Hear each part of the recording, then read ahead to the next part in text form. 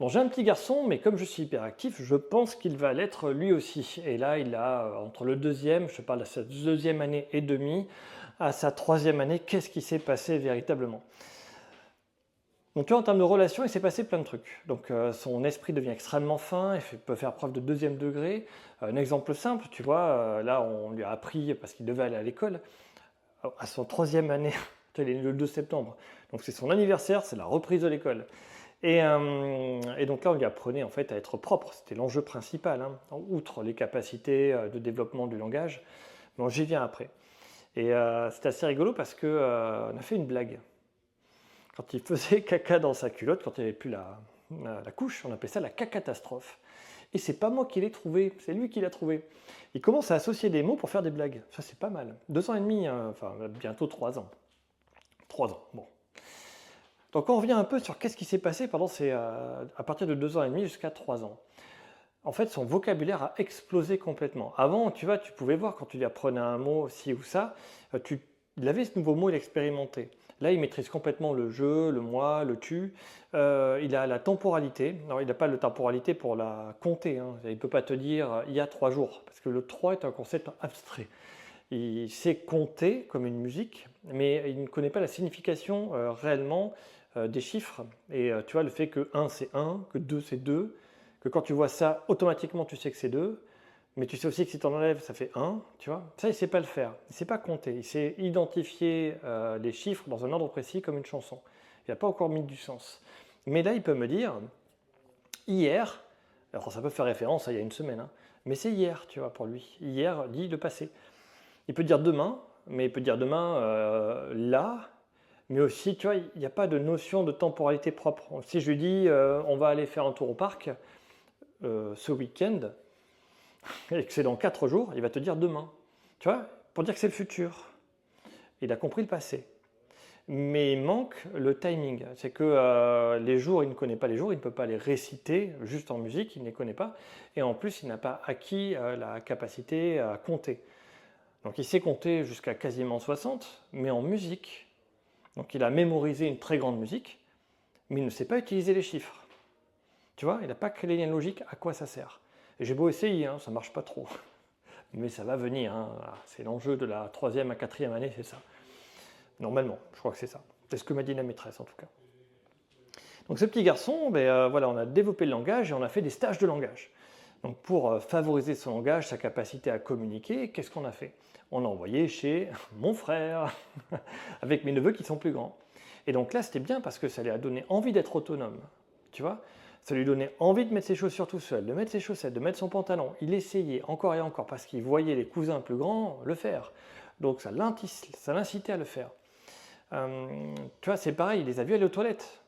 Tu vois, donc c'était quelque chose, il dit, mais est-ce que moi je peux aussi? C'était en train de venir. Tu vois, ça a démystifié un petit peu cette situation où il voyait que c'était possible et que les grands le faisaient. On lui a bien expliqué qu'à l'école, c'était quelque chose qu'il fallait savoir faire pour aller à l'école. Donc on l'a amené avant, tu vois, à l'école pour qu'il voit ce que c'est au kermesse des cousins. Il fait, mais c'est vachement bien, il y a plein de jeux, il y a plein de copains. Bon, moi des fois je suis un peu tout seul, je m'ennuie, même s'il y a papa et maman. Là, j'ai quelqu'un de mon âge avec qui jouer. C'est moi qui me dis ça dans ma tête, mais j'imagine que pour lui c'était un petit peu ça. Dès qu'il voit un petit copain, il y court après. Alors ils parlent dans leur langage à eux, ils font des trucs à eux, tu vois, tu as l'impression qu'ils jouent tout seuls à côté, mais ils sont très heureux de faire ça. Donc voilà, on a essayé d'augmenter considérablement leur capacité de mon petit garçon de langage, d'expression. On a aussi précisé des consignes pour qu'elles soient extrêmement claires. Tu vois, c'est donc, je reprends toujours le même exemple, j'en ai déjà parlé, mais je te le reprends ici. C'est, on ne va pas le punir parce qu'il court dans un chemin où il y a des voitures, parce qu'on lui a expliqué que les voitures c'est dangereux sur la route. Mais sur le chemin, elles peuvent sortir les voitures, c'est possible. Donc petit à petit, on part d'une action où on sait que sur la route, la voiture a l'action de rouler sur la route. On a identifié un lieu et une action, et là, cette fois, on va le spécifier. On va faire l'objet voiture, peu importe où il est dangereux. Et donc, dès que tu vois des grandes personnes, des gens autour des voitures, il faut se poser la question de est-ce que la voiture va rouler? Et si elle roule, ça peut être un danger. Tu vois, c'est pas la même consigne. C'est pas fais attention sur la route à l'objet voiture, c'est fais attention dès qu'il y a des gens dans les voitures ou à côté. Ça devient un objet qui peut être dangereux et il faut se méfier de ce que font les gens. Parce que toi, tu es petit et ils ne te voient pas forcément. Voilà, donc pareil, quand on est en voiture, on prend des situations où des fois, tu as des gens qui coupent la route et machin, on lui explique que ça, il ne faut pas faire. Et on ne le fait pas non plus. On montre l'exemple, s'il vous plaît. N'oubliez pas que les enfants, ils reproduisent. C'est pareil, dans les choses que je vois, c'est... nous, à la maison, on ne crie jamais. Voilà, on parle. Et le petit, en fait, il crie jamais. Il parle. Il parle fort pour faire le pitre, mais il ne crie pas. Et ça, je pense, c'est un truc pas mal, parce qu'il ne copie pas cette habitude-là. Donc quand on a réglé quelque chose, on le règle en fait en discutant, sans crier. Le cri d'alarme, c'est quand c'est justement une alarme. Donc imaginons qu'il a 2 doigts de traverser la route sans regarder. Attends papa. Et là on peut l'appeler, on peut l'interpeller. Attention, attends papa. On arrive tous les deux, on regarde et je laisse faire. Est-ce qu'il y a des voitures? Vas-y, regarde bien. T'es sûr? Oui, on traverse? Oui, allez, on y va. Et c'est lui, en fait, je lui pose des questions et c'est lui qui initie le mouvement pour intégrer ces consignes-là. Tout comme précédemment, je vous avais aussi parlé du fait que nous, on fait des punitions qui sont claires. Il fait une bêtise sur laquelle il a déjà compris une consigne. Hein. Donc des fois, il me regarde comme ça, il pousse son verre pour le renverser. On n'a mis que des verres en plastique depuis. Il voulait tenter, je ne sais pas.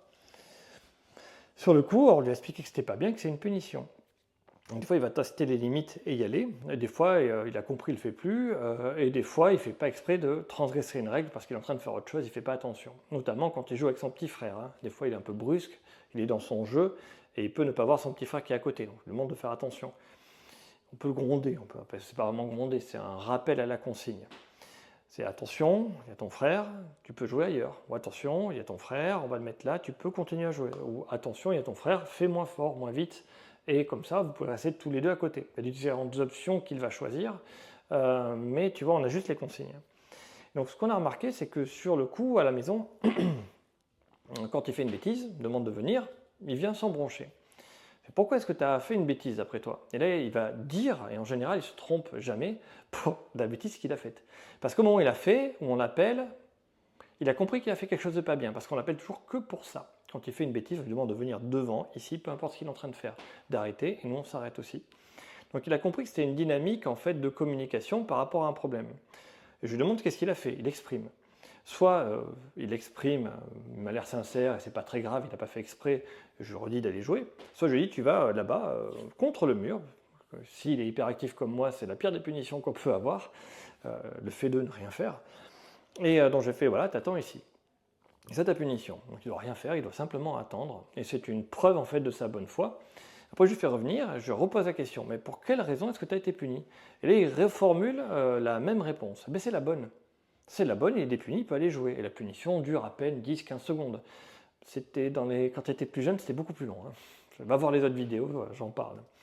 Et là maintenant, l'avantage c'est qu'on gagne énormément de temps parce qu'il identifie qu'il fait quelque chose de pas bien instantanément. On lui fait de reformulation, ce qui lui permet à lui d'intégrer les consignes et de les mettre en place de manière durable. L'acquisition, par exemple, de la circulation sur la route, sur le trottoir en vélo, a été extrêmement simple. Une seule fois, parce qu'il avait déjà acquis toutes les consignes pour marcher. C'est strictement les mêmes, elles ont été transposées au vélo. Alors on a fait du vélo, avec des petits trous, hein, attention. Donc on a fait des petits trous, on a fait du développement psychomoteur au travers des jeux, tu sais, il y a des jeux où on escalade, il y a plein de marques différentes. Hein. Et donc on a fait ça. On a fait quoi d'autre? Ah oui, papa, il allait avec lui dans les jeux. Hein. Attention, il faut aller avec lui dans les jeux, vérifier qu'il peut passer partout, lui expliquer au début quand il est petit les pièges. Là maintenant, il y va tout seul et là où c'est 4 à 6 ans, lui, le mien, il a à peine 3 ans, il passe déjà partout. Et même des fois plus petit, moins fort que les autres qui n'arrivent pas à passer, il passe quand même. Parce qu'on a montré des petites astuces. Tu peux t'accrocher sur les filets pour monter. Des fois, quand il y va avec un petit copain qui est plus grand, tu peux même lui demander de l'aide ou de faire la courte échelle. On leur a appris, on leur a montré comment il faut faire. Donc là, après, à se débrouiller dans toutes les circonstances, ça fait l'appel aux ressources externes qui sont l'aide des petits copains, à condition qu'ils savent faire, mais en général, il a appris à lui expliquer. Que ce soit en fait des outils à contourner les problèmes. Donc ça, c'est plutôt pas mal, parce qu'il y a cette phase en fait complexe où il interagit avec les gens, où il commence à comprendre les règles de fonctionnement social. Là, on vient juste de finir la phase du caca. Il faut être propre, non, ça c'est pas de problème, il est rentré à l'école il y a quelques jours, une semaine ou deux, à peine. Et ce que j'en ai noté, c'est que pour faire le caca, au début, ça se passe pas bien, c'est normal. Moi, j'hésitais pas à prendre le pot avec moi, hein. Donc quand on allait faire les courses, j'avais tout mon barda, j'avais quasiment pas de courses, mais il était avec moi et on avait de quoi le changer au cas où. On avait le pot avec nous si on allait à droite ou à gauche, ou le truc qu'on met sur les toilettes. Et il avait depuis longtemps la perception de j'ai envie de faire pipi, j'ai envie de faire caca. Il a eu du mal à faire caca parce que les toilettes n'étaient pas très confortables. Pour ça, je transportais mon anneau qu'on met sur les cuvettes pour les petits, mon adaptateur, même dans les supermarchés. Alors j'avais l'air un peu bête, hein, mais c'est très pratique, il s'est adapté super vite. Là, il reste encore la nuit. Je lui laisse la couche la nuit pour l'instant. Ça fait une bonne semaine qu'il n'a même pas fait un tout petit pipi de rien du tout. Donc on peut lui retirer pour lui mettre un caleçon. Mais après, l'idée, c'est qu'on y va progressivement dans ce qu'on met en place. On a mis en place l'entrée à l'école. Avant, il y avait l'absence de couche. On n'a pas réussi à enlever la couche de la nuit. Donc sur le coup, on garde la couche de la nuit, on le met à l'école. Il s'adapte à l'école. Après, on fait, bon, mais maintenant, on va le mettre un peu à la garderie parce qu'il faut qu'on travaille. Donc voilà, il commence à s'adapter à la garderie, ça c'est bon. Là, on en est à la phase où il faut qu'il comprenne les règles de vie, donc on laisse un peu tranquille. C'est sûrement la semaine prochaine qu'on enlève la couche la nuit. Là, les consignes que je donne sont très claires. C'est quand tu vas à l'école, règle de base. Tu arrives, tu mets ton doudou, ta sucette dans ton sac, tu l'accroches, ton manteau, ton casque de vélo si on vient en vélo. Et première chose, tu vas dire bonjour à la maîtresse et tu vas dire bonjour à l'ATCM qui l'aide, voilà, les deux. Tu dis bonjour et après tu vas voir tes petits copains. Tout comme les copains, j'ai dit c'est très simple, tu peux vraiment dire que tu le connais si déjà tu joues avec lui et tu aimes jouer avec lui, que tu connais son prénom et qu'il connaît ton prénom. Là tu reconnais la personne, elle te reconnaît. Donc je pose déjà les cadres en fait d'un fonctionnement social pour lui permettre tout simplement de vivre avec les autres et pas que la personne avec toi c'est pas un pion, tu vois. C'est une personne réelle que tu peux nommer et avec qui tu aimes faire une activité précise. J'essaie en fait de qualifier les personnes pour pas que tu vois il y ait cette perception de une personne c'est une personne, c'est interchangeable, peu importe. Il faut vraiment que ce soit mettre de l'humain au centre, être poli, dire bonjour, la maîtresse la reconnaître, toujours lui dire bonjour, la dame qui l'aide, toujours lui dire bonjour, les petits copains, apprendre à les identifier et après apprendre à identifier les actions que tu peux faire avec eux ou pas. Il y en a, ils n'aiment pas jouer à la voiture, il y en a, ils n'aiment pas faire ci ou ça, il y en a, ils n'aiment pas chanter, il y en a, ils ne peuvent pas tenir assis.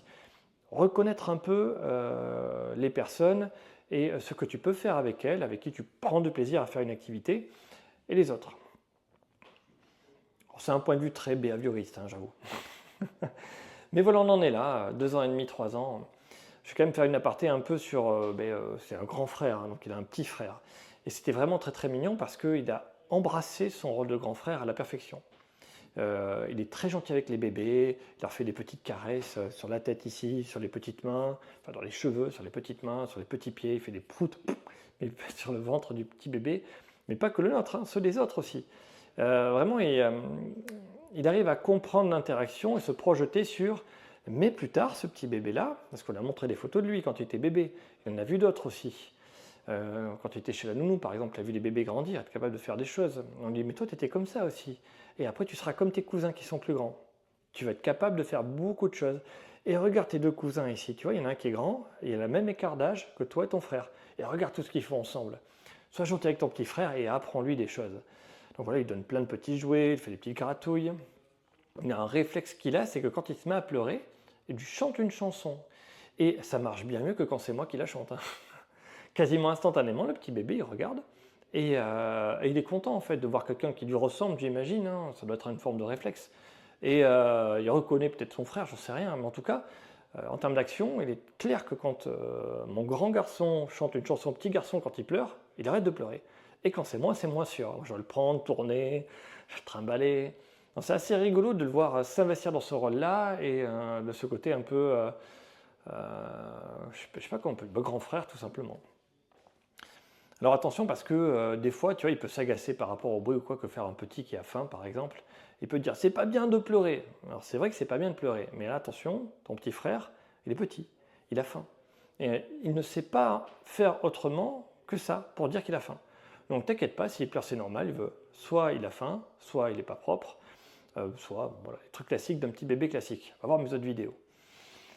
Voilà un peu l'aparté, ça se passe bien. Le développement de mon petit se passe très bien, il est très content. L'école, ça se passe bien, et il a l'air il chante tous les jours des chansons de son petit frère. Le petit frère sourit beaucoup, il a l'air très content d'avoir son grand frère. Pour l'instant, tout se passe bien. C'était donc quoi qui disait ça, pourvu que ça dure.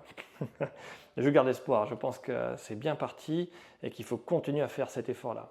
Le conseil que je vais donner à tous les parents, c'est faites confiance à votre instinct. Voilà. Et si ta rationalité te dit ça a l'air bien, et que ton instinct, tes émotions te dit ça a l'air bien aussi, que les deux vont ensemble, dis-toi que tu fais quelque chose de bien.